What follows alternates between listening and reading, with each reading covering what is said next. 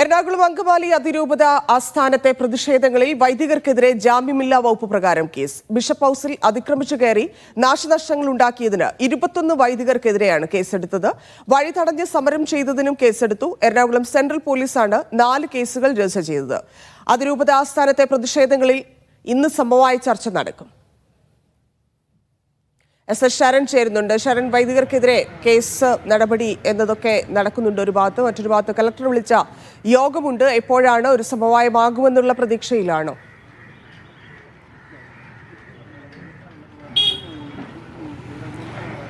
തന്നെ അതായത് എറണാകുളം അങ്കമാലി അതിരൂപതയെ സംബന്ധിച്ച് ഇന്ന് നിർണായകമായ ദിനം അങ്ങനെ തന്നെ നമുക്ക് വിശേഷിപ്പിക്കാം. എന്തായാലും കേസിന്റെ വിശദാംശങ്ങളിലേക്ക് പോകുന്നതിന് മുൻപ് ചില തയ്യാറെടുപ്പുകൾ ബിഷപ്പ് ഹൗസിന് ചുറ്റുമായി ചില തയ്യാറെടുപ്പുകൾ പോലീസ് നടത്തുന്നതിന്റെ ദൃശ്യങ്ങളിലേക്ക് പോകാമെന്ന് തോന്നുന്നു. കാരണം ഇവിടേക്കായി കൂടുതൽ ബാരിക്കേഡ് എത്തിക്കുകയാണ്. ബാരിക്കേഡ് സ്ഥാപിച്ചുകൊണ്ട് അതായത് ഇന്ന് വൈകിട്ട് 7 മണിക്കാണ് ജില്ലാ കളക്ടർ വിളിച്ച സമവായ ചർച്ച നടക്കാനിരിക്കുന്നത്. ഈ സമവായ ചർച്ചയ്ക്ക് ശേഷം ഏതെങ്കിലും രീതിയിൽ സംഘർഷമുണ്ടായാൽ അത് തടയുക എന്ന ലക്ഷ്യത്തോട് കൂടിയുള്ള നടപടികളാണ് ഇപ്പോൾ പോലീസിന്റെ ഭാഗത്തു നിന്ന് തുടർന്നുകൊണ്ടിരിക്കുന്നത്. ബാരിക്കേഡുകൾ ഇവിടെ സ്ഥാപിച്ചുകൊണ്ട് തന്നെ അതായത് ഏതൊക്കെ ഭാഗങ്ങളിലായിട്ട് ബാരിക്കേഡുകൾ സ്ഥാപിക്കണം അതെല്ലാം തന്നെ ഐഡന്റിഫൈ ചെയ്ത് അവിടെ ബാരിക്കേഡുകൾ സ്ഥാപിച്ചുകൊണ്ട് തന്നെ ആ സംഘർഷം ഉണ്ടാകാൻ സാധ്യതയുണ്ടെങ്കിൽ തടയുകയാണ് ഇപ്പോൾ പോലീസിന് ലക്ഷ്യം. എന്തായാലും കൊച്ചി DCP ആയ അശ്വതി ജിജി അല്പസമയം മുമ്പ് ഇവിടേക്ക് എത്തിയിട്ടുണ്ട്. ഇവിടുത്തെ സാഹചര്യം വിലയിരുത്തുകയും ചെയ്യുന്നുണ്ട്. എന്തായാലും ഇന്ന് നിലവിൽ നമുക്ക് കാണാൻ കഴിയുന്നത് ശാന്തമായി അതായത് ഈ ബിഷപ്പ് ഹൗസ് ആണെങ്കിലും സമീപത്തുള്ള ബസലിക്കയാണെങ്കിലും ഈ പ്രദേശങ്ങളൊക്കെ തന്നെ ശാന്തമായി തന്നെ നിലകൊള്ളുന്നതാണ്. മറ്റ് പ്രശ്നങ്ങൾ അനിഷ്ട സംഭവങ്ങളൊന്നുമില്ല. ഇന്നലെ വലിയ രീതിയിലുള്ള സംഘർഷമാണ് ഇവിടെ ഉണ്ടായിരുന്നത്. ഈ ദൃശ്യങ്ങളിലേക്ക് പോയാൽ കാണാൻ കഴിയും ബിഷപ്പ് ഹൗസിൻ്റെ മുന്നിലത്തെ ഗേറ്റ്, ഈ ഗേറ്റ് തകർത്തുകൊണ്ടുള്ള വലിയ പ്രതിഷേധമാണ് വിശ്വാസികളുടെ ഭാഗത്തു നിന്നടക്കം ഉണ്ടാവുകയും ചെയ്തിരുന്നത്. എന്തായാലും അതിന് പിന്നാലെയാണ് ഇപ്പോൾ കർശന നടപടികളിലേക്ക് പോലീസ് കടന്നിരിക്കുന്നത്. 21 വൈദികർക്കെതിരെയാണ് ജാമ്യമില്ലാ വകുപ്പ് പ്രകാരം കേസെടുത്തിരിക്കുന്നത്. അതായത് ഈ ബിഷപ്പ് ഹൗസിലേക്ക് അതിക്രമിച്ച് കടന്നതിനും ഒപ്പം നാശനഷ്ടം വരുത്തിയതിനും 21 വൈദികർക്കെതിരെ കേസ് എടുത്തിട്ടുണ്ട്. ഇതിന് പുറമെ തന്നെ ഇന്നലത്തെ സംഘർഷത്തിൽ SI അടക്കമുള്ളവർക്ക് പരിക്കേൽക്കുകയും ചെയ്യുന്നു. അങ്ങനെ പോലീസിനെ ആക്രമിച്ചതിന് 20 വൈദികർക്കെതിരെ കേസെടുത്തിട്ടുണ്ട്. പുറമെ തന്നെ ഈ വഴി തടഞ്ഞുകൊണ്ടുള്ള നടപടികൾ അല്ലെങ്കിൽ വഴി തടഞ്ഞുകൊണ്ടുള്ള സമരമാണ് ഇവിടെ പ്രധാനമായും നടക്കുകയും ചെയ്തിരിക്കുന്നത്. പ്രതിഷേധമാണ് നടക്കുകയും ചെയ്യുക. അതുകൊണ്ട് തന്നെ വഴി തടഞ്ഞതിനുള്ള വകുപ്പ് ചുമത്തി കേസെടുത്തിട്ടുണ്ട്. അങ്ങനെ 4 കേസുകളാണ് ഇന്നലത്തെ ഈ സംഘർഷവുമായി ബന്ധപ്പെട്ട് സെൻട്രൽ പോലീസ് രജിസ്റ്റർ ചെയ്തിരിക്കുന്നത്. എന്തായാലും പോലീസിൻ്റെ ഭാഗത്തു നിന്നുള്ള ഈ നടപടികൾ തുടരുമ്പോൾ തന്നെയാണ് പ്രധാനമായും ഒരു വശത്തോട് അതെ സാർ പ്രധാനമായിട്ടും ഇവിടെ എന്താണ് ബാരിക്കേഡുകൾ സ്ഥാപിക്കുന്നത് സംഘർഷം തടയുകയാണ്. അതെ എന്ന് പറഞ്ഞാൽ ഞങ്ങളുടെ ബിഷപ്പ് ഹൗസിൻ്റെ പ്രൊട്ടക്ഷനും അതുപോലെ തന്നെ പോലീസിൻ്റെ സുരക്ഷയും അതുപോലെ ക്രമസമാധാന പ്രശ്നങ്ങൾ ഒഴിവാക്കാൻ വേണ്ടി പ്ലീസ് നിങ്ങൾ ഉള്ളിലേക്ക് വേണ്ടി മാഡം ഉണ്ട് സംസാരിക്കാം. അല്ല നടപടി എന്ന് പറഞ്ഞിട്ടുണ്ടെങ്കിൽ നമ്മൾ ഇതൊരു വിശ്വാസത്തിൻ്റെ പ്രശ്നമായതുകൊണ്ട് ഏറ്റവും സമാധാനപരമായിട്ട് ആരെയും ഉപദ്രവിക്കാതെ അതിനൊരു പരിഹാരം കണ്ടെത്താൻ വേണ്ടിയാണ് ഞങ്ങൾ ശ്രമിക്കുന്നത്. പോലീസ് ഡിപ്പാർട്ട്മെൻറ്റ് എന്ന് പറഞ്ഞാൽ DCP മാഡമൊക്കെ ഇവിടെ ഉണ്ട്. അത് തികച്ചും സമാധാനപരമായിട്ട് തീരുന്നതാണ് ആഗ്രഹം. ഇതൊക്കെ അതിൻ്റെ ഭാഗമായിട്ട് അങ്ങോട്ടും ഇങ്ങോട്ടും ഒരു സംഘർഷം ഉണ്ടാവാതിരിക്കാനുള്ള കേസുണ്ട്. കാരണം പോലീസ് ഉദ്യോഗസ്ഥർക്ക് പരിക്കേറ്റുകൊണ്ട് കേസുണ്ട്. ബാക്കിയുള്ള നമ്മൾ നടപടി പിന്നെ എടുക്കും.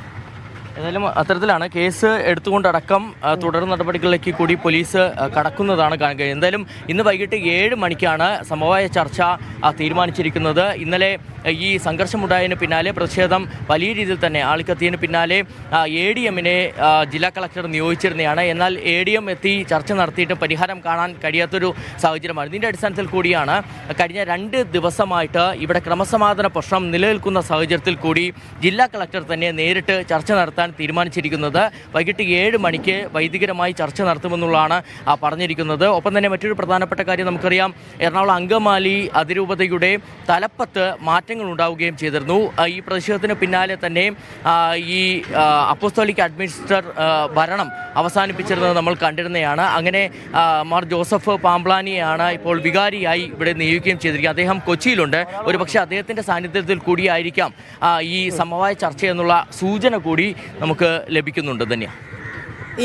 മറ്റൊരു കാര്യം, ഇപ്പം നേരത്തെ ആ പോലീസുകാരെ സൂചിപ്പിച്ചതുപോലെ നിരവധി പേർക്ക് പ്രശ്നമുണ്ട്. ക്രമസമാധാന പ്രശ്നം ഇന്നലെ 2 ദിവസമായിട്ട് തകർന്നിരിക്കുകയാണ്. ഇന്നും അതേ സ്ഥിതിയാണോ തുടരുന്നത്? പോലീസിന്റെ ഇടപെടൽ എന്താണ്? ഒരുപാട് പേരെയൊക്കെ അറസ്റ്റ് ചെയ്ത് മാറ്റിയതുകൊണ്ട് ഇത് അത്ര വലിയൊരു പ്രതിഷേധം ഉണ്ടാകാൻ സാധ്യതയുണ്ടോ? കൂടുതൽ അറസ്റ്റിലേക്ക് കടക്കാനുള്ള സാധ്യതയാണോ കാണുന്നത്?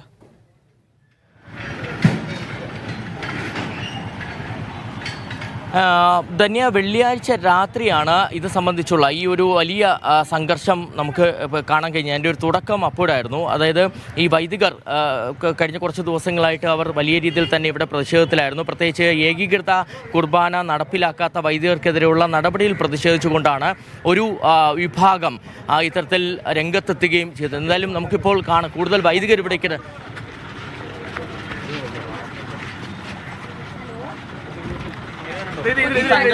എന്താണ്